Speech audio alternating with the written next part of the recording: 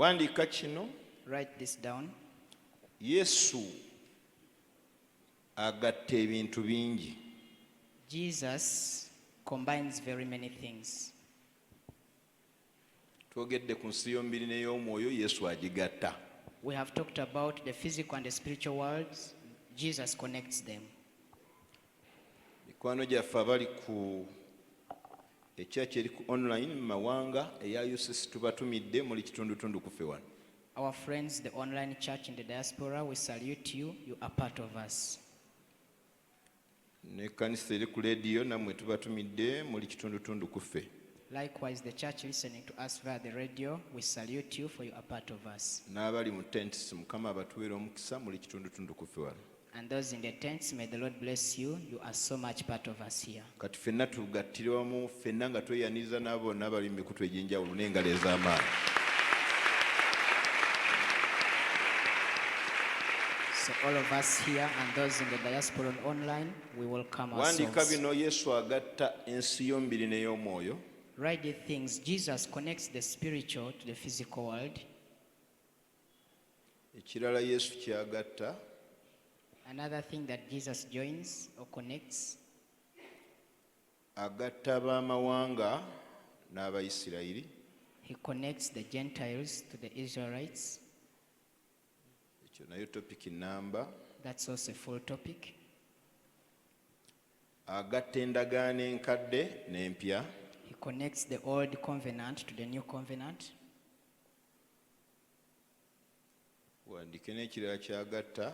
And write the other thing that he connects. Agatta obw'obuntu n'obwa Katonda. He connects the carnality to divinity. Omuntu ne Katonda agattawa. He connects that gap between man and God. Naye ng'olwaleero kye twagala okukwatako, But what we want to handle today, agatta obw'endiga n'obw'obwakabona. he connects the part of being a lamb and the part of being a priest. Eyo paati yaffe olwa gye tugenda okukwatako. That is what we are going to handle today. Paati yaffe ey'olwaleero, Our part today, Yesu agatta paati y'obwendiga ne paati y'obwakabona. Jesus connects or plays the part of the lamb and then the part of the priest. Mu Bayibuli mwekiri. It's there in the Bible. Era leero njagala kgenda mpola nnyo nga bwe kisoboka. And today I want to go very slowly as it is possible. Nga tunuya paati eno ey'obwendiga As we look at this part of being the lamb ne paati y'obwakabona. and then the part of being a priest. Tugende mu Bakolosaayi essuula esooka onyolwa 19. We go to Colossians chapter 1 verses 19.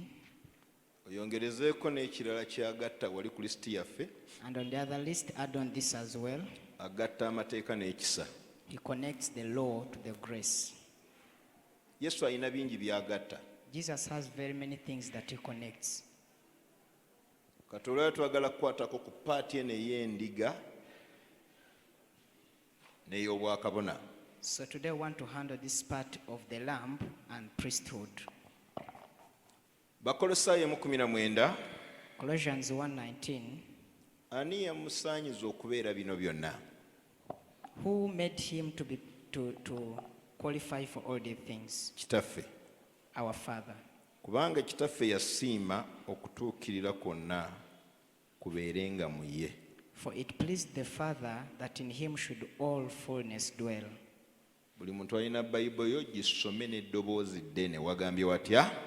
N'okutabaganyisa ebintu byonna eri ye yennyini mu ye.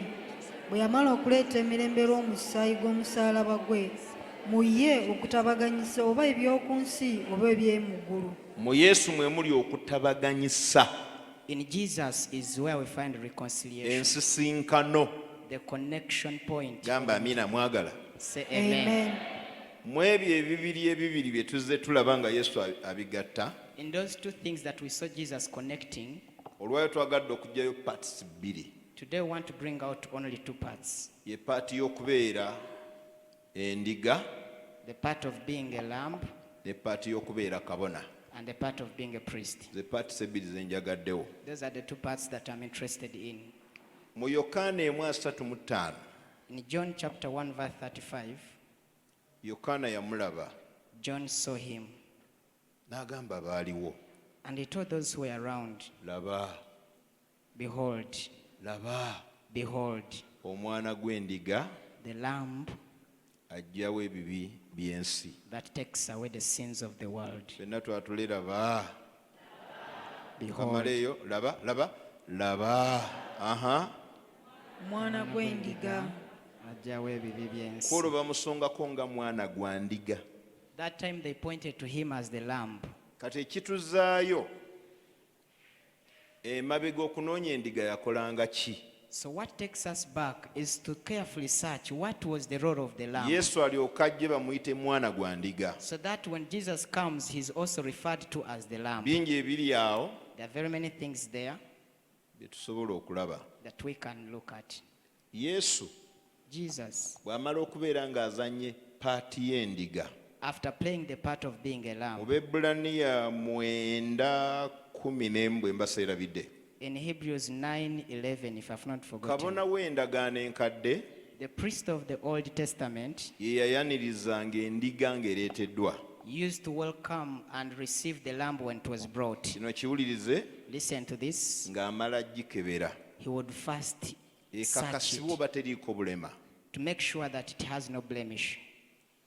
Naye nga naye tannabakebera z'abalala, But before he checks for others, yamalanga kufunayo endiga eyiye he would first get his own emuggyako ebibi ebibye, that atones for his own sins. ng'agikwatako He would lay his hands on n'ayatula it, ebibi ebibye nga kabona, confess his own sins as a priest, endiga nettibwa, and then the lamb would be slaughtered n'eyiwa omusaayi, and sheds n'abeera blood, nga ye anaaziddwa okuyimirira mu kituli ku lw'abalala. and then he would be washed to stand in the gap of the others. Baamusibangako omugwa, They would tie a rope around him, kubanga ye muntu y'omu eyagendanga awatukuvu w'awatukuvu omu ate ng'agendayo mu mwaka omulundi gumu. because he would be the same person who goes to the Holy of Holies, and he would be going there once a year. Ng'amala kwetangirira, So he would first atone for himself. endiga n'eyiwa omusaayi ku lulwe, The lamb sheds the blood on his behalf, n'alyoka ayimirira okukwata omusaayi gw'abalala okugutangirira. and then he stands to receive the blood from other people to atone for Bible their eraga. sins.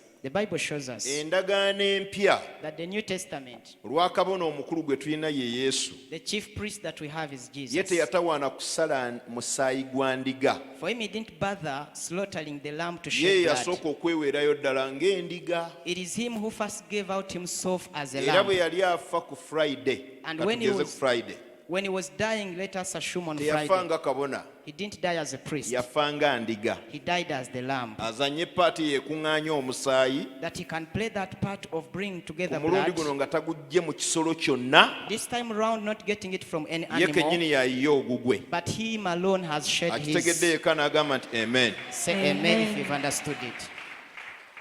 Paati eyo ey'endiga That part of a lamb eriko ebyokuyiga bingi, has very many lessons. nga mu Matayo 26:63 embaseerabidde. Like Tuukawo mangu ddala. Matayo 26. Matthew 26. Bayibuli eyogera ku kabona. The Bible talks about the priest.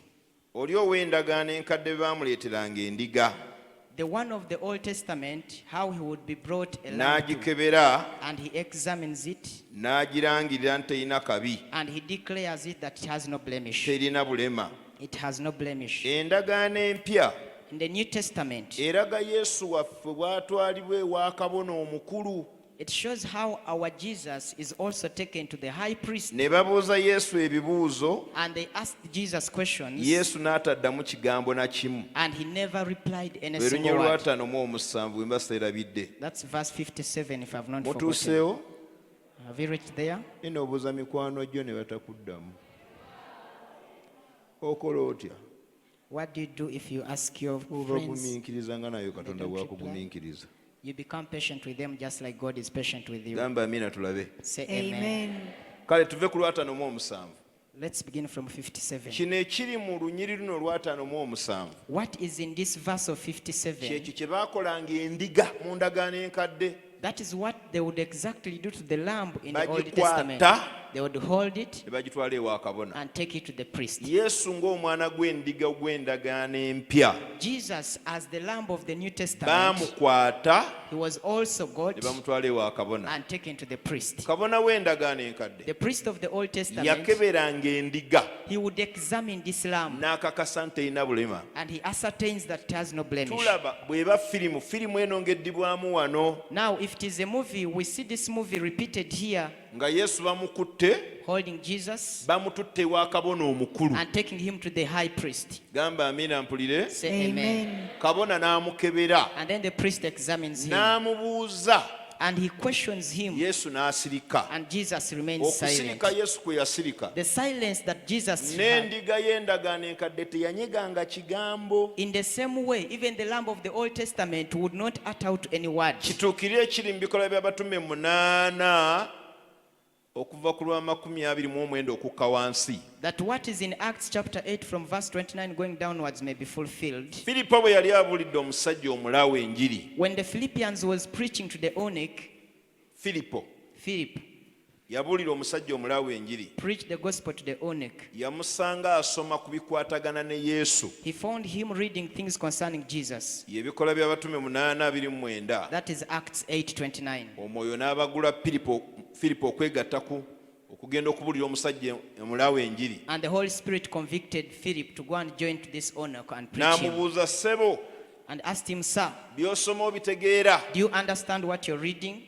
Omulaawe yali wa mazima. He was so truthful. Agaana n'abitegeera ntya nga tewaaliwo annyonnyola. And he asked, how can I understand them if there is no one to Linnya mu explain to me? mmotoka yange oba mu ggaali lyange Join my chariot ojja onnyinyonnyole bino bye nsoma. and come and explain to me the things Mu that I'm kifo reading. yali asoma In the very place where he was baali reading, boogera ku Yesu they were talking about bwe Jesus. yatwalibwa okuttibwa How he was taken to be slaughtered. n'asirika ng'omwana gw'endiga bwe gusirika. And he remained silent just like the lamb Kye kino remained ekiri mu silent. Matayo 26. That is what is here in Matthew 26. Bamututte ewa kabona He's, omukulu. he's taken to the high priest, Kabona amubuuza ebibuuzo. and the high priest questions him, Yesu asirise. and Jesus remains Kubanga silent. n'endiga yasirikanga. Because even the lamb would remain silent. Mulengera endagaano enkadde bw'ejja n'etuula mu mpya butereevu. Do you see how the Old Testament comes and dwells in the New Testament? Era kabona yagezaako okusoyaasoya Yesu ebibuuzo. And the priest continued to provoke Jesus with questions. Gwe toddamu nga nkubuuza. Why don't you respond when I'm asking you? N'asirika.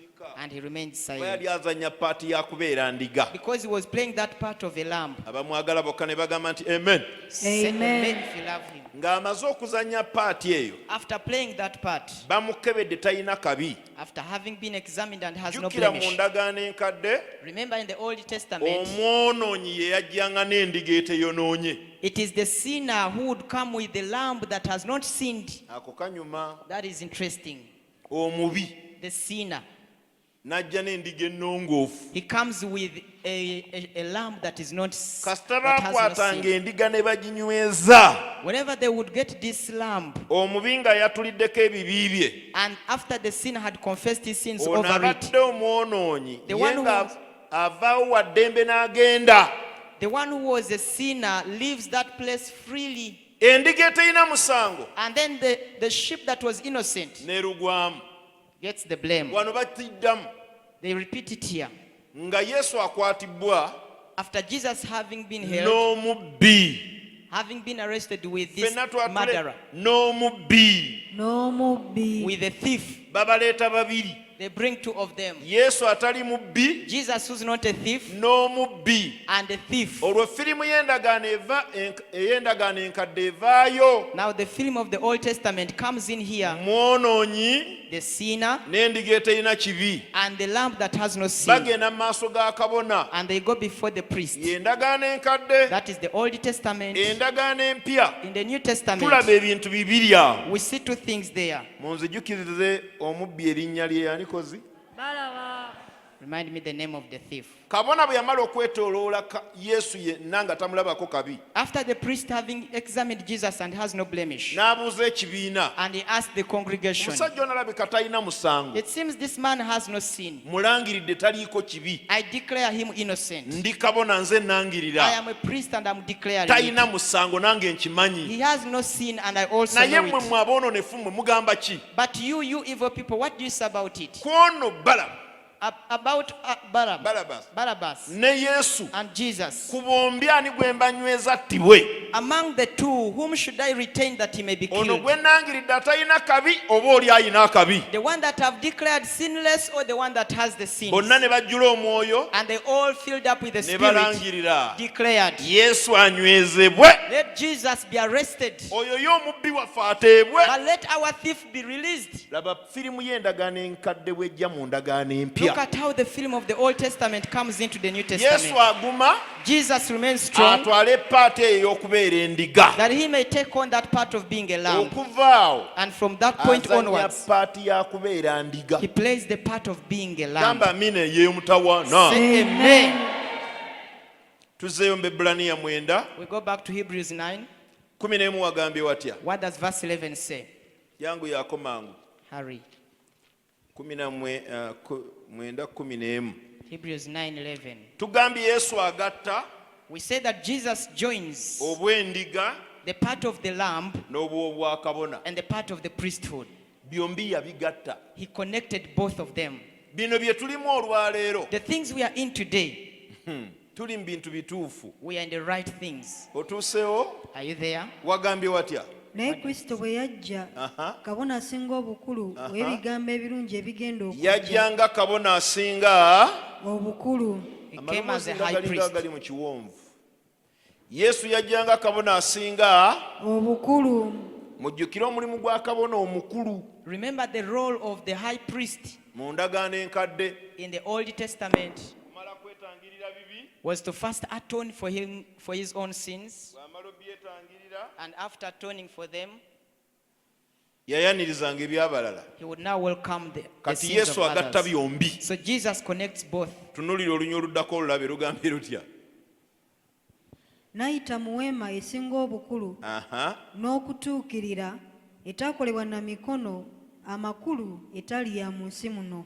akalala so si lwa musaayi gwa mbuzi n'ennyana naye lwa musaayi gwe ye lwa musaayi gwe ye munyambeko lwa musaayi gwe ye Because of his kati blood. okuva nga bamukwata Now from the time he was arrested, ebyamukolebwako byonna all the things that befell him, yali akyazanya paati ya kubeera ndiga ayiwa omusaayi gwe ye he was still playing the part of the lamb that he may shed his own blood. kubanga mu ndagaano enkadde kyakolebwanga buli mwaka nga wateekeddwa okubeerawo endiga ezifa Because in the Old Testament, every year there were lambs to be slaughtered. ono afa Now this one dies, saddaaka z'endiga zikome that the sacrifices of the lamb nti may buli stop, ayagala okwenenyeza mu linnya lye yeenenya nga teriyo ndiga ndala egenda mufiiririra so that whoever wishes to repent in his name, he repents without any other lamb being slaughtered for him. onya oluddako ne lugamba lutya n'ayingirira ddala omulundi gumu mu watukuvu aha bwe yamala okufuna okununula okutaggwaawo aha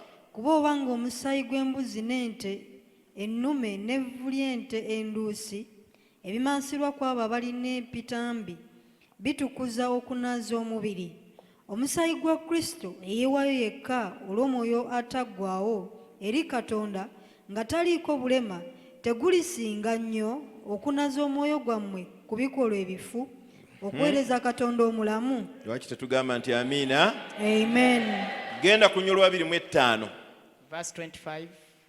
nnyo lwa 25 bw'onoobozeeka ddamu oyitemu mu kitabo ky'Abebbulaniya When you go back home, go back and revisit that book olwa of 25 ne Hebrews. lugamba lutya so si kwewangayo mirundi mingi aha nga kabona asinga obukulu bw'ayingira mu kifo ekitukuvu buli mwaka n'omusaayi gutali gugwe kubanga kyandimugwanidde okubonaabonanga emirundi emingi okuva ku kutondebwa kw'ensi naye kaakano omulundi gumu ku nkomero y'emirembe alabise okuggyawo ekibi olw'okwewaayo yennyini wow bw'amiina nga bulinga popcorns The amens are very scattered. oluddako era ng'abantu bwe baterekerwa okufa omulundi ogumu n'oluvannyuma lw'okufa oluvannyuma lw'okwomusango gamba weewaawo weewaawo tutunulira paati y'okubeera endiga nga yesu agezanye We are seeing Jesus having played the part of being a lamb. bw'osoma b'efeso 2:13 ne 14 When you read Ephesians 2:13 and 14, balaga they show us nga yesu yazanya paati y'okuyiwa omusaayi that Jesus played the part of shedding the blood, abantu balekera nga okuwangayo endiga ezibagisaako ebibi. that people may stop to give in their lamb to atone for their sins. Endagaano enkadde ng'omuntu bwe yakwatanga ku ndiga n'ayatula ebibi bye, Just like in the Old Testament, how someone would lay his hand on the lamb and endagaano confess empya his sins. twekwata ku Yesu ne twatula ebibi byaffe. In the New Testament, we lay our hands on Jesus and confess our sins. Gamba weewaawo. Say amen.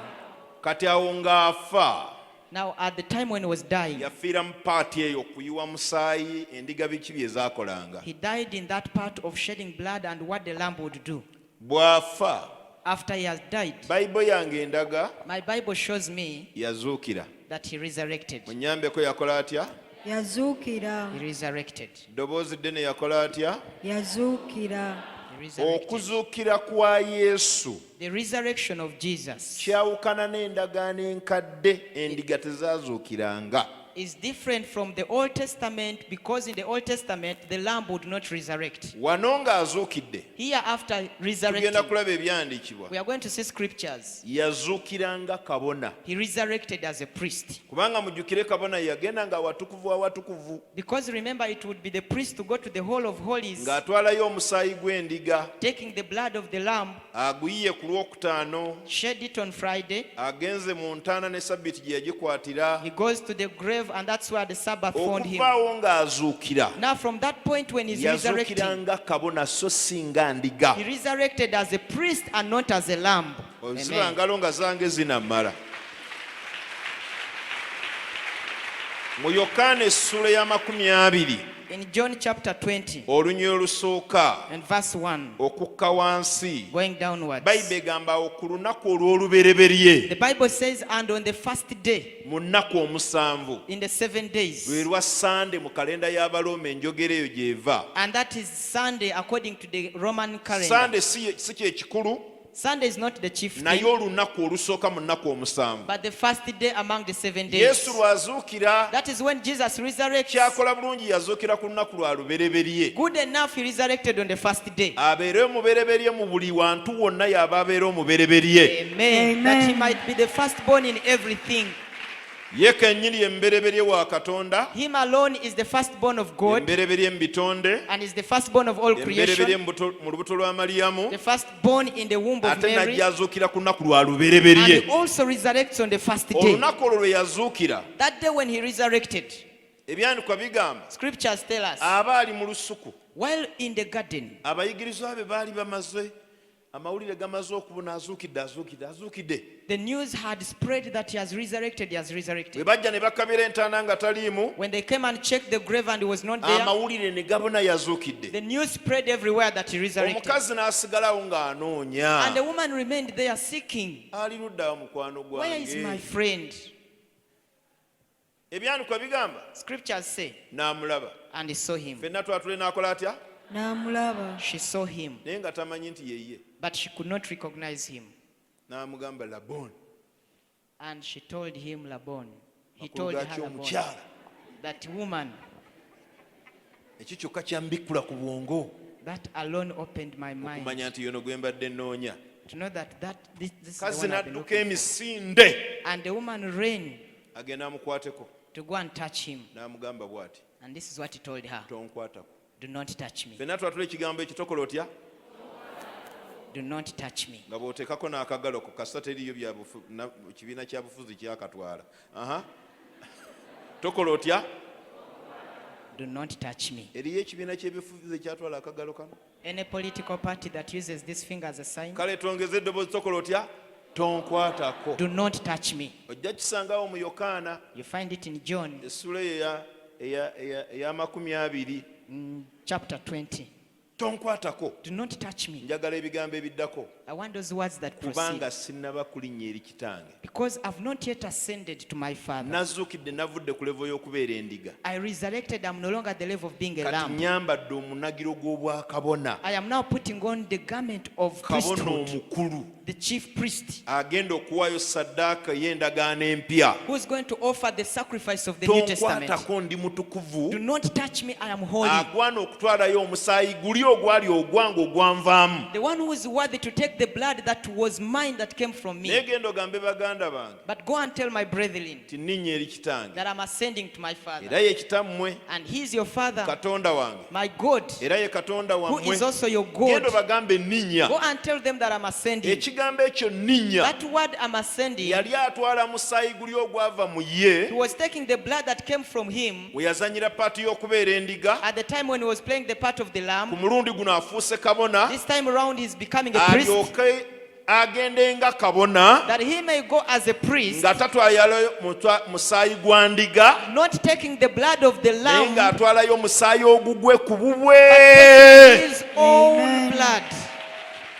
bw'amala okulinnya After ascending, si mu yeekaalu eri ey'omubiri, not in the other tabernacle, yeekaalu ey'omu ggulu, but in the heavenly tabernacle. saddaaka y'endagaano empya gy'eteekebwa, That is where the sacrifice of the New Testament is taken. n'agwanjula. And He introduced it there. Ky'okuva kati kitange, So from now, my guno Father, omusaayi ogwange this blood that is mine, tutandike okusonyisa abantu ebibi let byabwe. it start washing away the sins of Ye people. yagenda ng'omwana gw'endiga, He who went as the lamb ate n'agenda nga kabona. and also went as a priest, Ng'amaze okulinnya, after ascending, ku lunaku lwe lumu on the very day kwe yaddira ku He nsi, returns to the earth. n'abagamba mpeereddwa obuyinza And He tells them, I've been given mu authority ggulu ne ku in nsi, heaven and on kati earth. mugende mufuule amawanga gonna, Now go and make all the nations mubaggyeko ebibi. and take away their sins. Lwaki? Why? Lwa musaayi gwange nze. Because of my own blood. Nze kabona, I am the priest, nze mwana gwa and I ndiga, am the lamb. nze mbagambye And it's me who has told mugende you, mubuulire enjiri. go and preach the gospel. Abamwagala ne bagamba nti Those who love Him say, "Amen." katulina abasevenisiza abatuvunaana lwaki mukuŋŋaanira ku lunaku olusooka. Now we have the Seventh Day Adventists who always judge us. Why do we congregate and fellowship on the first Ekibuuzo day? Yesu yagenda ddi mu ggulu. The question is, on which day did Jesus ascend to heaven? Bulijja we twenyolera. That is where we always Mukkiriza nga ourselves. Yesu mwana gwa ndiga? Do you believe that Jesus is the lamb? Yes. Mukkiriza nga ye kabona omukulu ow'endagaano empya? Do you believe that is the high priest of the New Testament? Yes. Nsomera Bayibuli Now read the entire Bible. When lwe yagenda mu did He ggulu okuwaayo ascend to heaven to offer? nga tebalina kyakukola? And they have nothing to do. Abamu obasanga tebakimanyi. Some of them, we find them ignorant Mugenda about it. okutakula Bayibuli bwe muti But when you go through the Bible, ng'olunaku olw'olubereberye terwegaanika. you realize that the first day is undeniable. Lwe lunaku Yesu lwazuukira It is the day that Jesus resurrected. tekyegaanika. It's Lwe undeniable. lunaku lwagenderako mu ggulu It's the day He went to heaven. tekyegaanika. And it's Lwe lunaku undeniable. yasooka okudda ku nsi. It's the day He first reported back to Tuyite the mangu earth. ddala mu kitabo kya Yokaana essula ya 20 nga nsembera okumaliriza. Let's go through the book of John chapter 20 as I draw to the Awo we conclusion. tuva That's from where okuŋŋaanira ku lunaku olusooka mu wiiki. we begin to congregate on the first day in the week. Nkiddamu.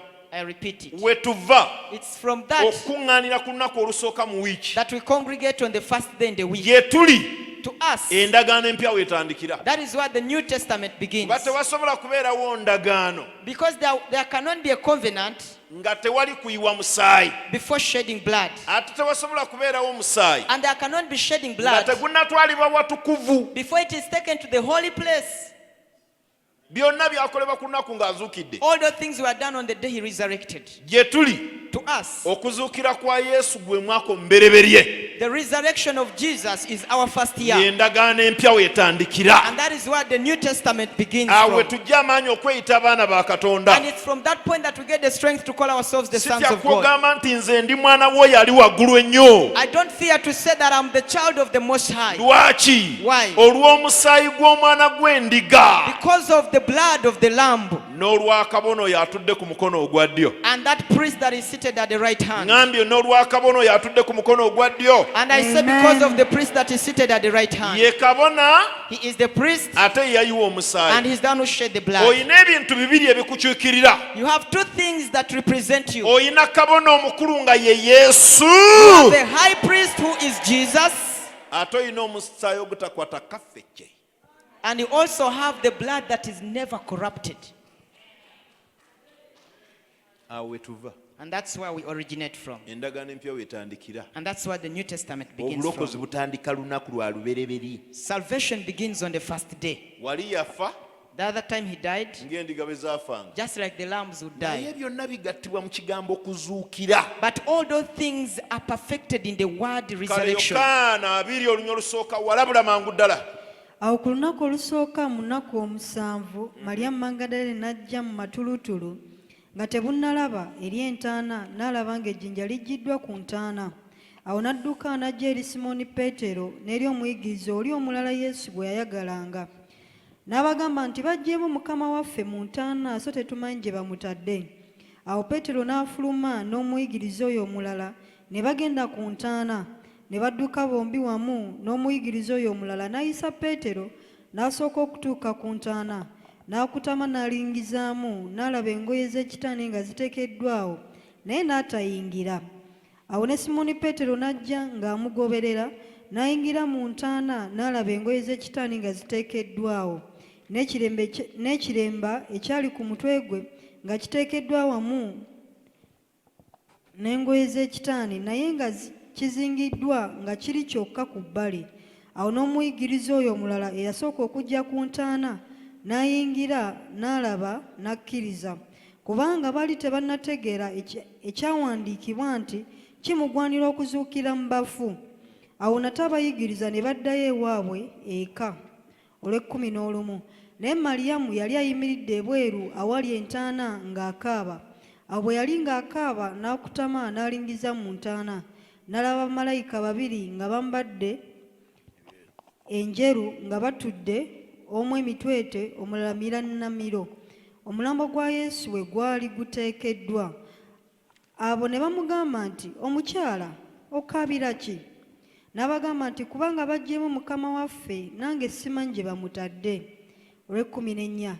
Bwe yamala okwogera bw'atyo n'akyuka ennyuma n'alaba Yesu ng'ayimiridde, n'atamanya nga ye Yesu. Yesu n'amugamba nti, omukyala, okaabira ki? Onoonya ani? Ye ng'alowooza nti ye mukuumi w'olusuku. N'amugamba nti, ssebo, obanga ggwe omututte awalala, mbuulira gy'omutadde, nange n'amuggyayo. 16. Yesu n'amugamba nti, Maliyamu. N'akyuka n'amugamba mu Lwebbulaniya nti, Laboni, amakulu gaakyo omuyigiriza. 17. Yesu n'amugamba nti, tonkwatako, kubanga sinnaba kulinnya mu ggulu eri Kitange. Naye genda eri baganda bange obabuulire nti ninnya mu ggulu eri Kitange era Kitammwe, eri Katonda wammwe era Katonda wammwe, eri Katonda wange era Katonda wammwe. Maliyamu Magdalene n'ajja n'abuulira abayigiriza nti, ndabye Mukama waffe era bw'amugambye ebigambo bino. 19. Awo ku lunaku luli akawungeezi, ku lunaku olusooka mu nnaku omusanvu, enzigi bwe zaali nga ziggaddwawo abayigiriza mwe baali olw'okutya Abayudaaya, Yesu n'ajja n'ayimirira wakati mu bo n'abagamba nti, emirembe gibe mu mmwe. Awo bwe yamala okwogera bw'atyo n'abalaga engalo ze n'embiriizi ze. Abayigiriza ne basanyuka bwe baalaba Mukama waabwe. Awo Yesu n'abagamba nate nti, emirembe gibe mu mmwe, nga Kitange bwe yantuma nze, nange bwe ntyo mbasindika mmwe. 22. Bwe yamala okwogera ekyo n'abasiza omukka n'abagamba nti, mutoole Omwoyo Omutukuvu. Be munajjangako ebibi bonna baggyibwako, be munaasibiranga ebibi bonna basibirwa. Ne Tomasi omu ku 10. Tukomaawo banaakemalirayo nga bali bokka. Ndowooza ebigambo byonna ebyolwalirawo biva I think all the words of today originate ennaku from Yesu there. lwazuukira, The day that Jesus resurrected, olunaku lwagenderamu mu ggulu, the day he went to heaven, olunaku lwaddirako ku nsi, and the same day he comes back to olunaku the earth, lwakkiriza Omwoyo Omutukuvu atandika okubeera ku bantu. and the same day he permits the Holy Spirit to Naye begin flowing baluyita on people. olunaku olusooka But it's called the first day olunaku omusanvu.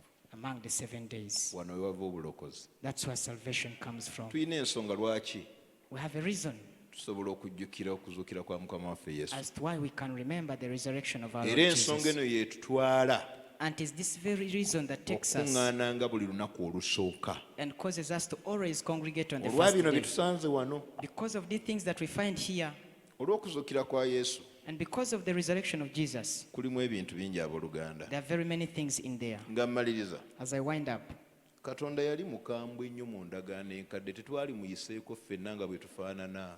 God was very tough in the Old Testament, and it was hard for all of us the way we look like to bypass him. Ab'enkyakya yali yabagobera ddala mu kyaki oba mu All those who have cracks in their feet were cast out of of his ate presence. ng'agoba abaana ba kabona.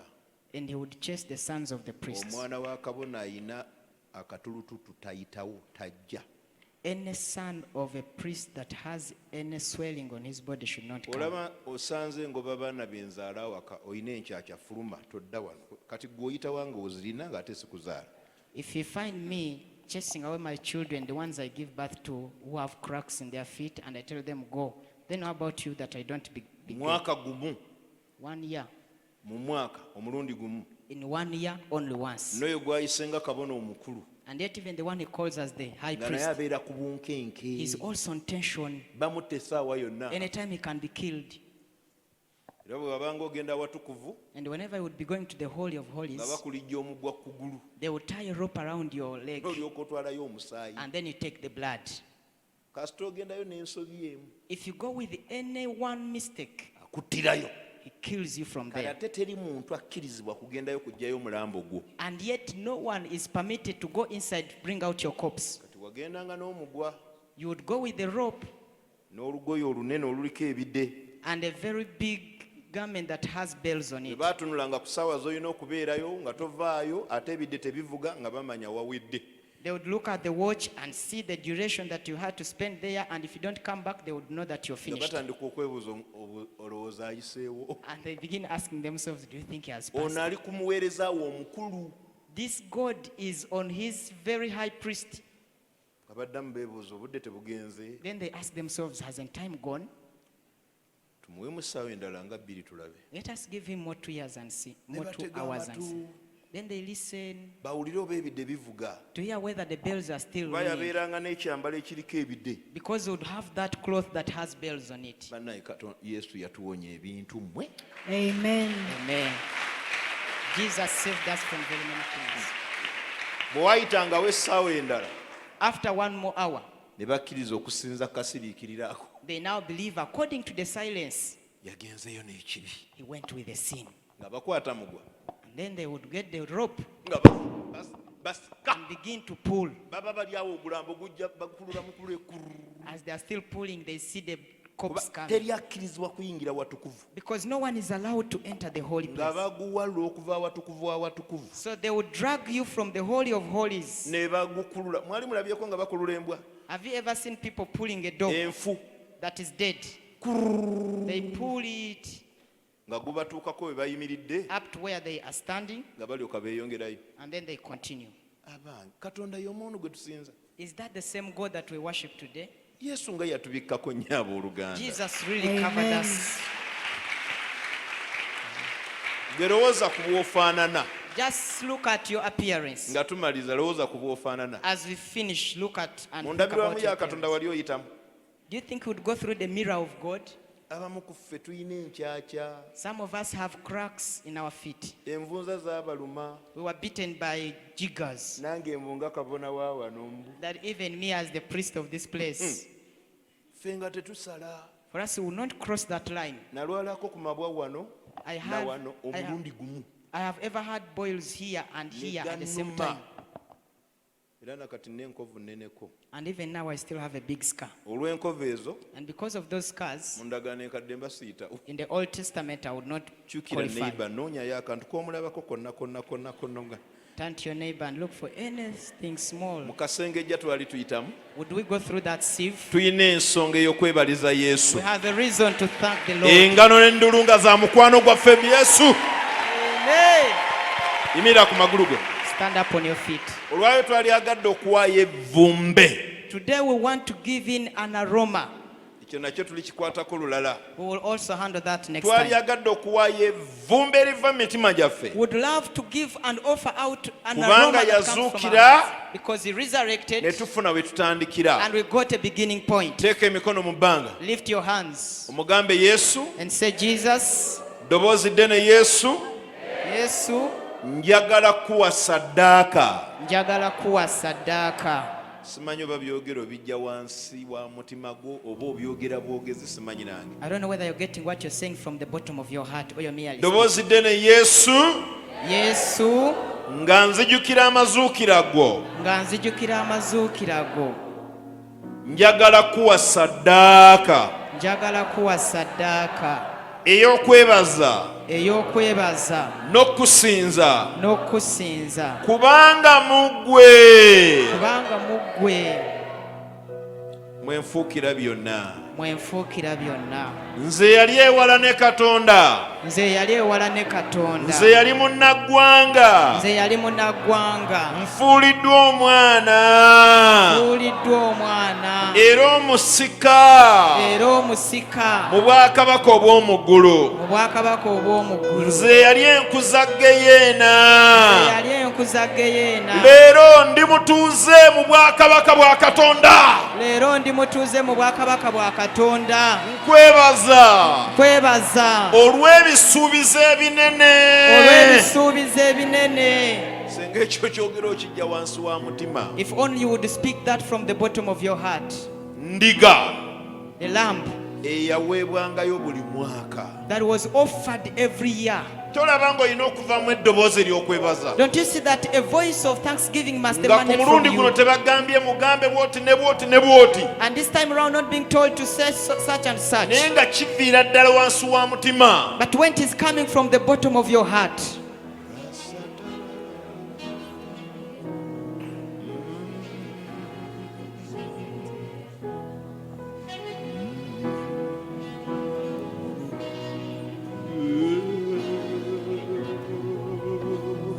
Yongeza kuvumba eryo.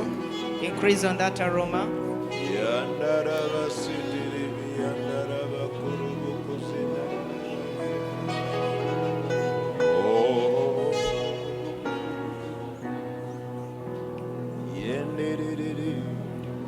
Bakutwala ngendige w'omubazi wasirika songa tewalina musango waganibwa ekifo mu bantu bo kulwange n'ofuuka ekikolimo bakutwala ng'endige w'omubazi wasirika songa tewalina musango waganibwa ekifo mu bantu bo kulwange n'ofuuka ekikolimo ddamu omugambe bakutwala ng'endige w'omulwazi laba kuba mulamu nja kubawo n'enkya kuba mulamu nze sirina kyentya kuba mmanyi yalina eby'omu maaso nja kubeerawo ne mukutya kuba mulamu kuba mulamu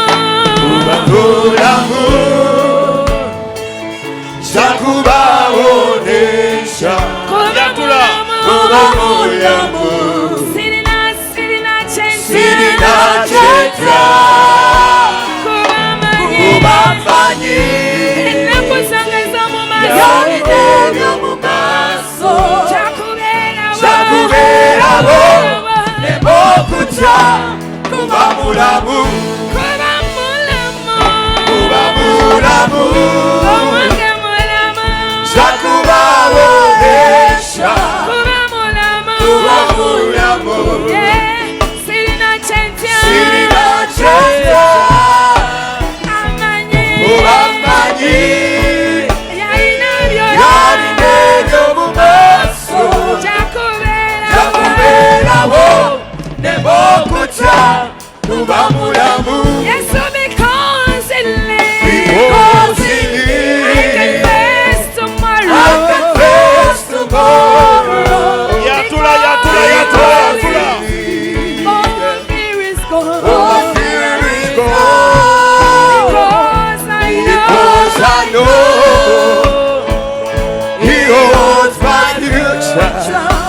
Come on. And life is worth living just because we live. Listen to this. God sent his son. They called him Jesus. He came to life. He had forgiven. He bled and died to buy my pardon. Watch this. An empty grave is there To prove the Savior lives. honor. God sent his son. They called him Jesus. He came to them. Can you raise your hands and say, He loved for me. He bled and died. To buy my pardon. An empty grave is that to prove Can you say it out? Savior lives. God sent his son. God sent his son. We Call him Jesus. to love you and to love me. He bled and died to bear. Come on, an empty grave, an empty grave is there to prove my Savior because He lives. Yeah, I confess tomorrow. All my fear is gone.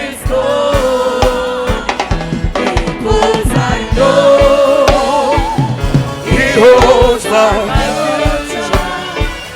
and life is I'm living just because He lives. you came from heaven to earth to show the way from the earth. Come on, tell them. My debts to pay, and from the rose to the Come on, from the grave to the sky. my God, Lord, I lift your name on high. you came from heaven to earth. To show the way from the earth to the cross. My day to pay. The rose to the And from the grave, from the grave to the sky. yeah. We say you came from heaven to earth. To show the way from the earth to the cross. My day My debts to pay. from the cross From the cross to the and from the grave. from the grave. Yeah. I lift your name. We say, Lord, I lift your name on high. Lord, I lift your name on high. Lord, I lift your name on Lord, I high. lift your name on high. Lord, I lift your name on high. Lord, I lift your Yes, name on Lord. high. Lord, I lift your name on Lord, high. I lift your name on high. Lord, I lift your name on high. Lord, I lift your Hey. name on high. Lord, I love to sing your praises. Lord, I love to sing your praises. Lord, I lift your name on Lord, I high. lift your name on high. Lord, I lift your name on high. Lord, I lift your name on high. You came from heaven to earth to show. The way from the earth to the cross. My debts to pay. From the cross to the grave. And from the grave to the sky. Lord, I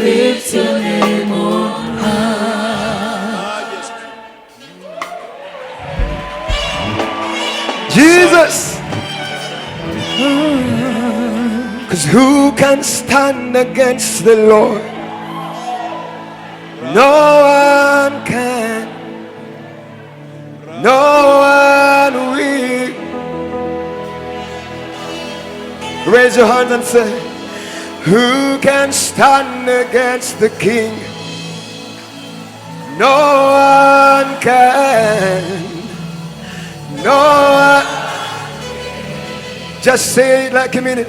Who can stand? Who can stand against the Lord? Nobody can. No one can. Nobody will. No one No, will. no, no, no.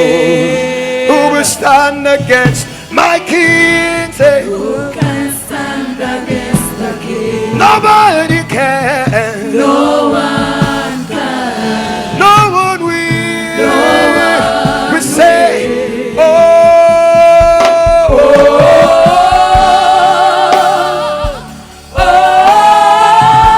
the victory.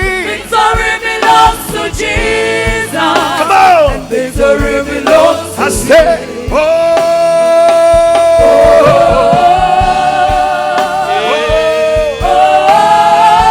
oh, Victory belongs to Jesus. in every situation. Victory In every situation.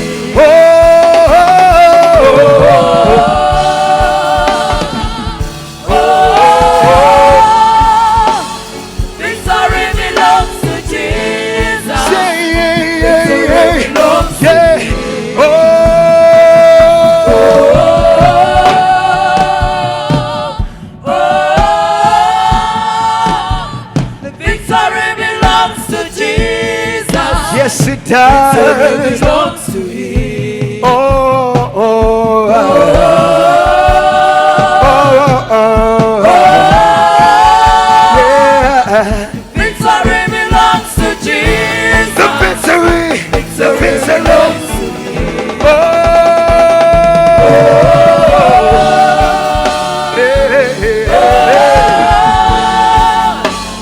Victory belongs to Jesus. belongs to Him. Victory belongs to Him. Come on. So we put our trust in you. Jesus, we put our hope in you. Come on, raise your hands and tell them that. We put our trust in you. We put our hope, God. We put our hope in. Let me hear the church. We put, so we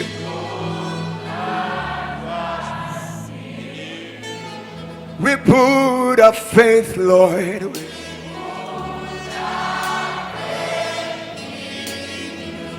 We put our hope, God.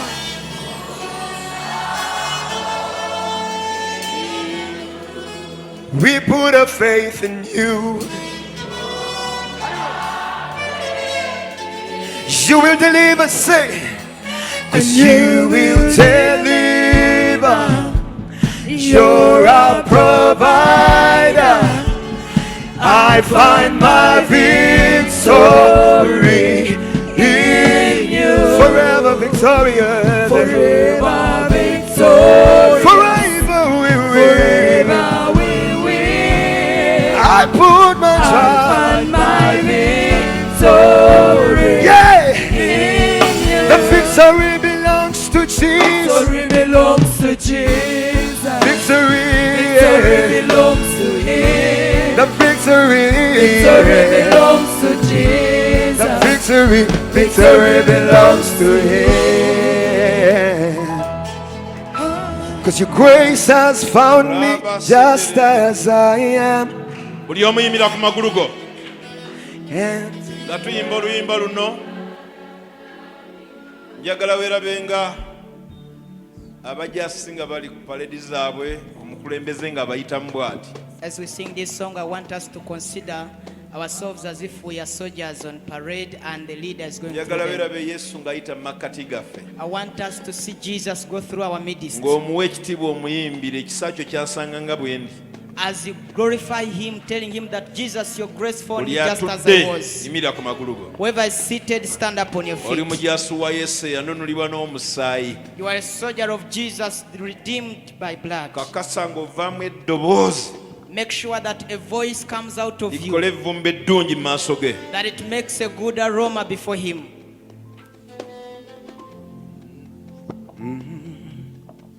Your grace has found me just as I am. Empty and but alive in your arms. Your grace has found me weerabe ng'oyimbira yesu empty and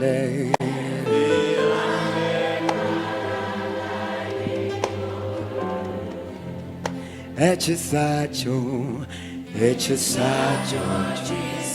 venga. Somo nafuzo,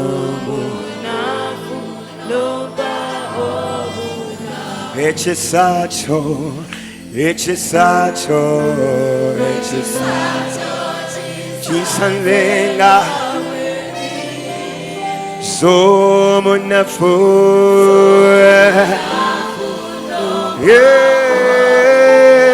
Yeah, majesty,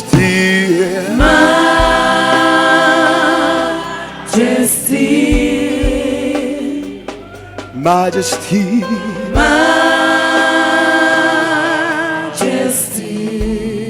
we say majesty,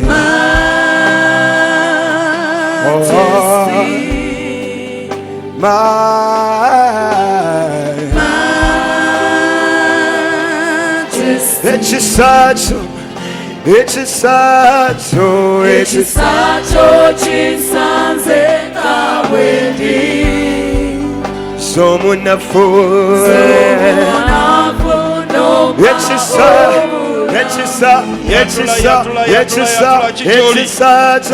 Echisacho chinsanze kawendi Someone a fool.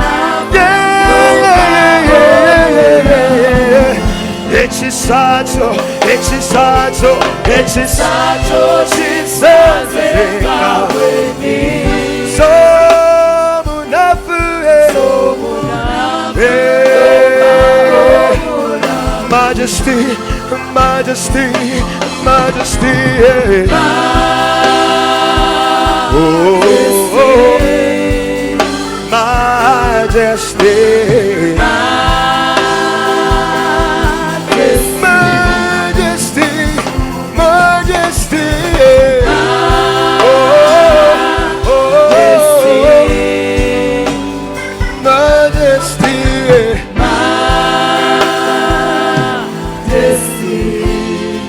I love this part, 'cause here I am,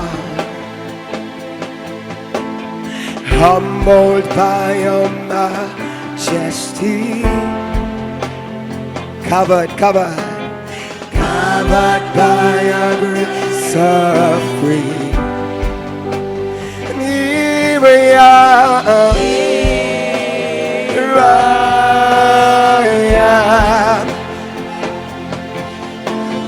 Knowing I'm a sinful man, but covered by the blood of the Lamb. Are you ready? But never found, come on.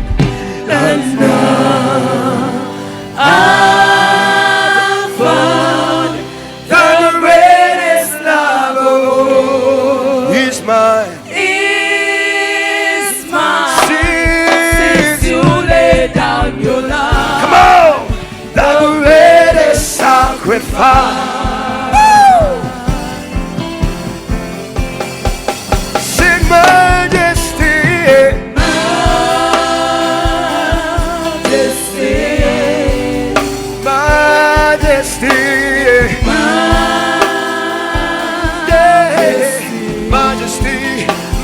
majesty, majesty.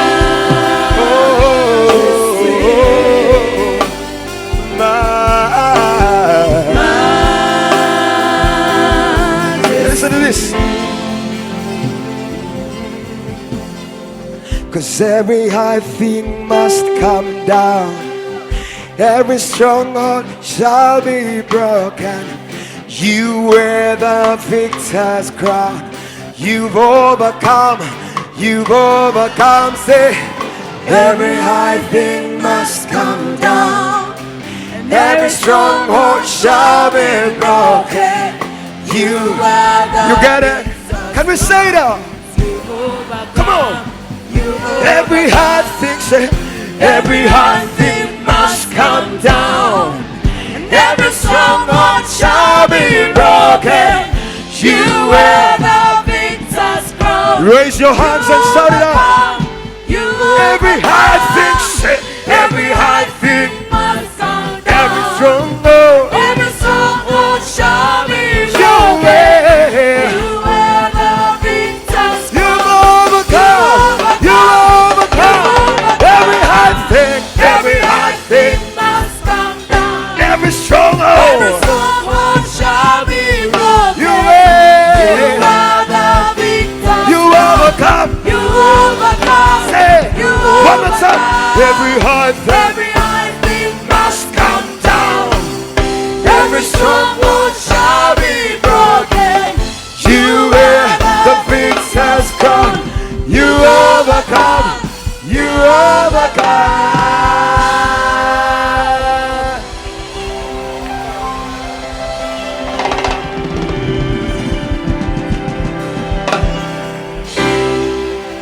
Engalo n'endulu ez'obuwanguzi.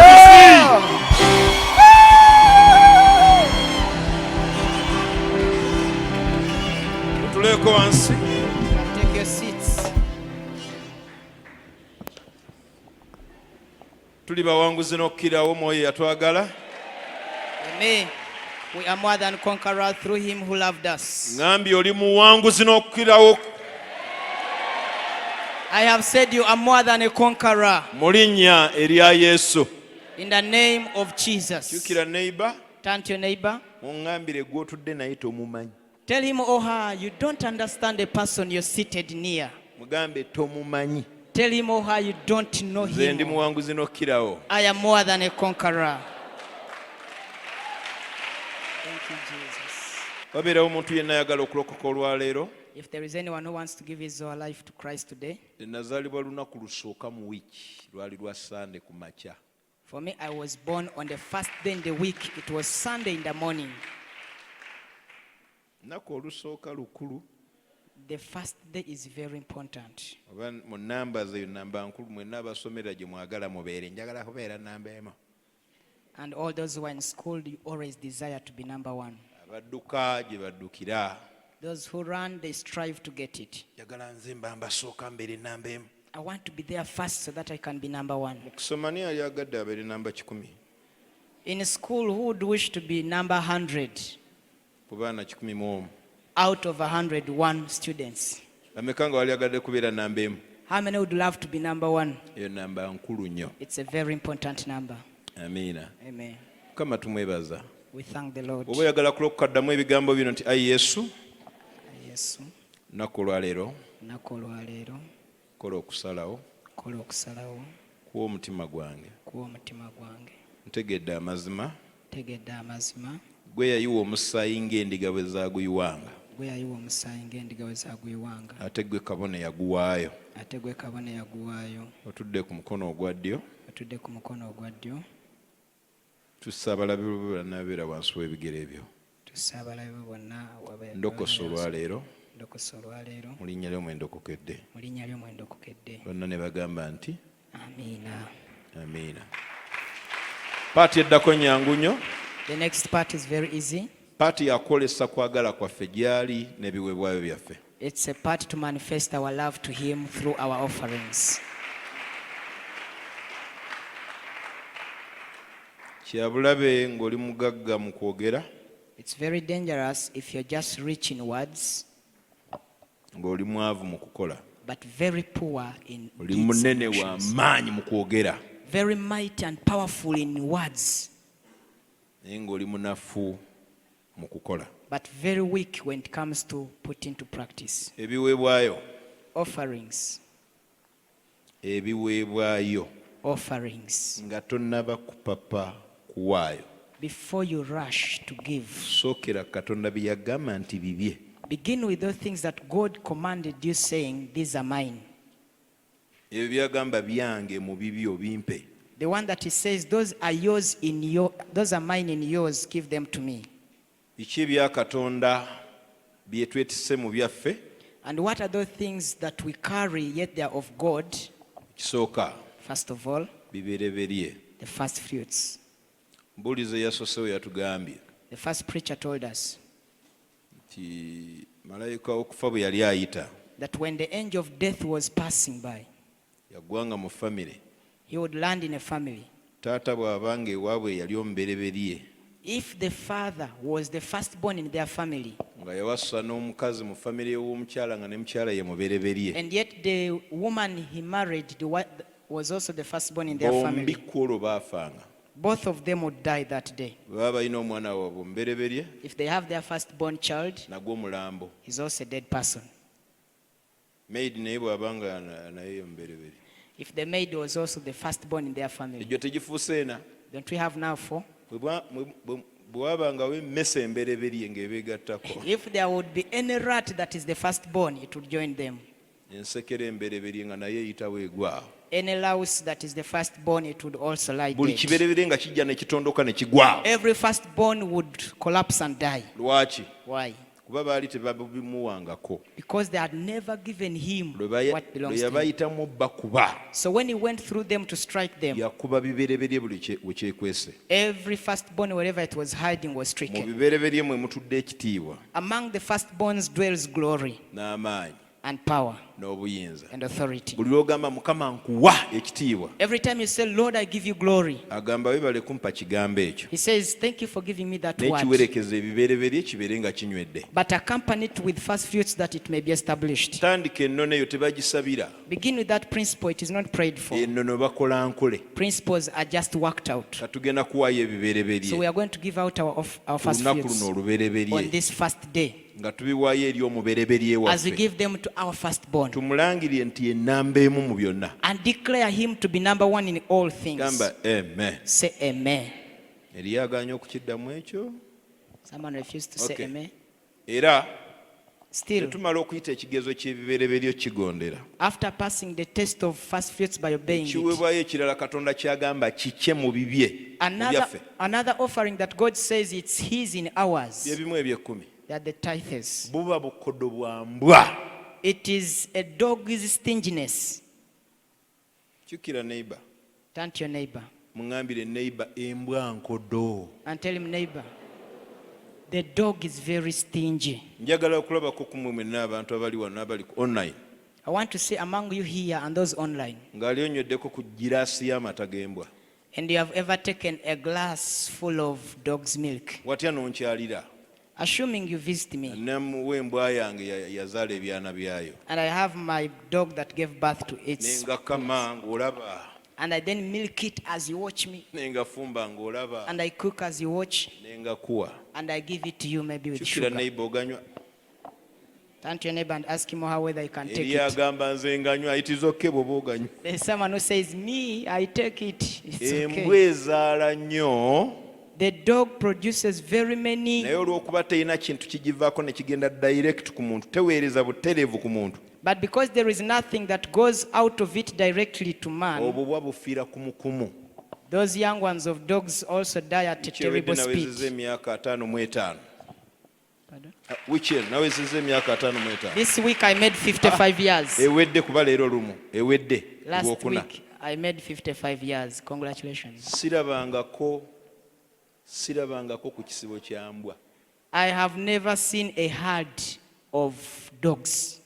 Mbwa 5, mbwa 100, mbwa 500 dogs, 1,000 dogs in one place. zizaala obwana bulagawa. So they give birth, but where did these young ones go? Olw'okuba nkodo Because they are stingy, teyala. they do not become many. bw'oba oyagala okubeera akola ennyo naye nga toyala beera mukodo. Nkuwadde amagezi ga bwerere genda ogagezesa ojja galaba. If you want to be someone who overworks yet does not prosper, be stingy. I've given you Ate that mwaka counsel. esobola okuzaalamu emirundi egi And yet can give birth like 2 times in a bwe year. bwana 10 n'obu 12. naye tebulikula tebugenda kwala. But they will never grow, they will never increase. Oli olabyeko ku bukya y'ennyama y'embwa?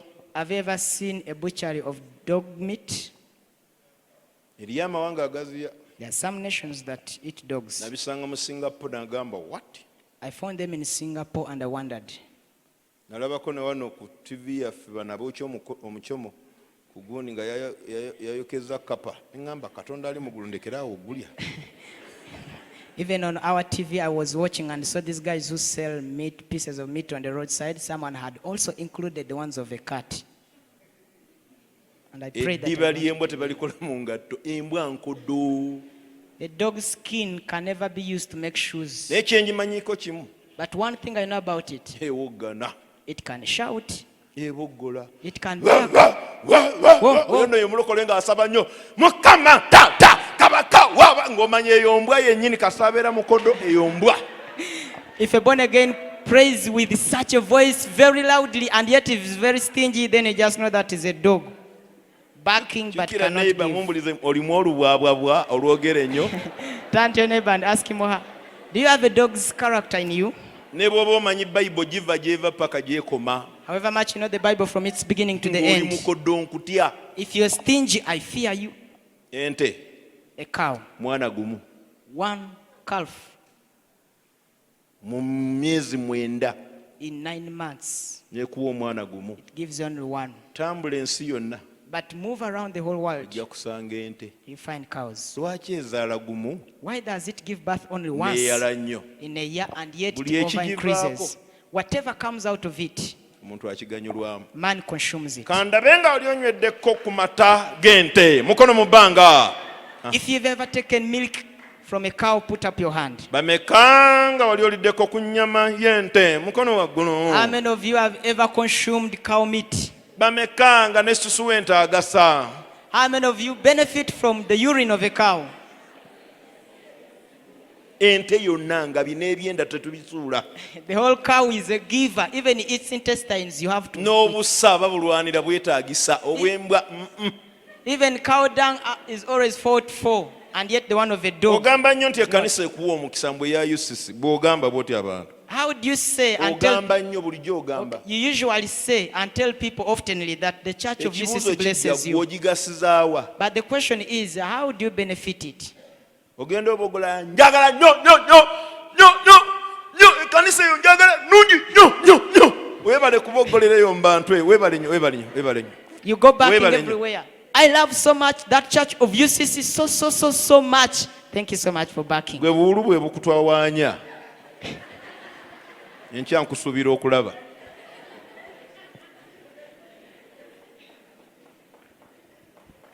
Buli ekkanisa lw'okuwa omukisa, Every time a church blesses you, Katonda yateekawo ebintu naawe mw'oba ogiweera omukisa, obeere mukisa mu yo. God put things in place that you may also be a blessing to the church. Bibereberye First fruits na bimu bya 10.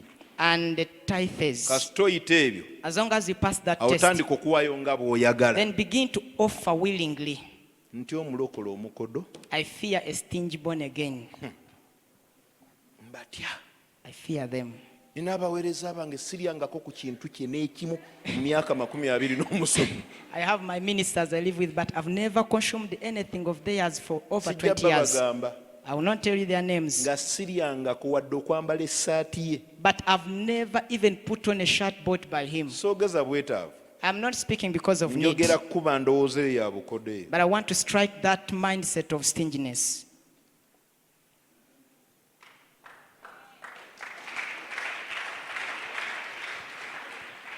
Mukyaliyo? Are you still there?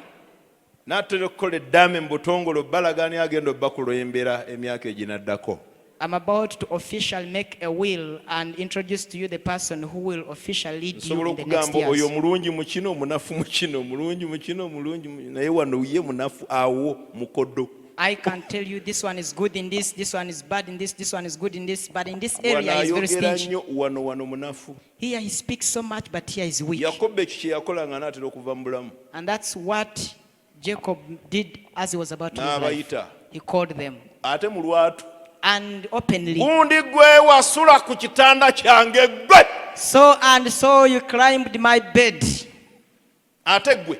And you. Olina obusungu bungi. You are so wrathful. Watementa oluteega. You cut the heel of the cow. Ng'aggyayo mpisa zaabwe. And he was speaking their manners. Nina n'endiga ze mmanyi. I even have sheep that I know. Nga bambi.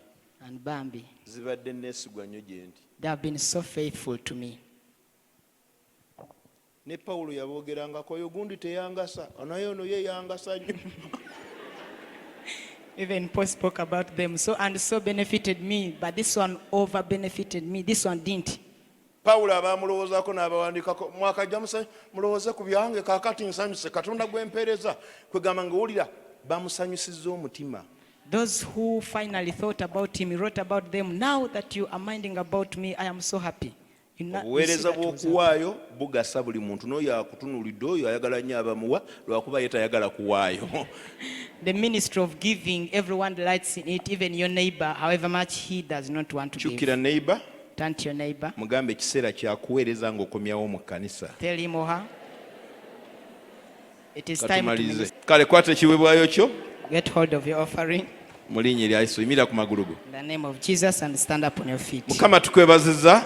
Father, we thank you olw'abagenyi baffe bonna b'oleese for all the visitors that you have brought abali ku today. mikutu mu tents ne mu mawanga. Those online in the tent and the Kiseera kino diaspora. ekyokuwaayo buli omu ng'akutte ekiweebwayo. This time of giving, when everyone is holding his or her Tuwe offering, omukisa ogw'omwoyo n'ogw'omubiri. bless us spiritual and physically. Tuyambe okutegeera bye twakkiriza Help us to understand what we believed in n'okubitambuliramu. and to walk in them. Ekiweebwayo nga kireetebwa. As the offering is being brought, Mukama beera wamu naffe. Lord, may you be with us. Tukwebaza kubanga oli We mulungi. thank you because you're good. Mu Kristo Yesu musabidde In bino. Christ Jesus we have prayed. Bonna ne bagamba nti And they all say, n'ekisa kya Mukama waffe Yesu Kristo, n'okwagala ku Ayi Katonda n'okusa ekimu okw'Omwoyo Omutukuvu biri naffe ffenna n'eri abooluganda bonna emirembe ekitaggwaawo. Amen. ku lwokubiri abasumba tusiibawo. On Tuesday, the pastors are always Baagala here. tulaba we tuli obbaweereza. Those who want to see us, we are Waayo here tonight. ng'osanyuka Mukama akutuweera omukisa tusinkane nate. Give joyfully, may the Lord bless you, and let's meet again.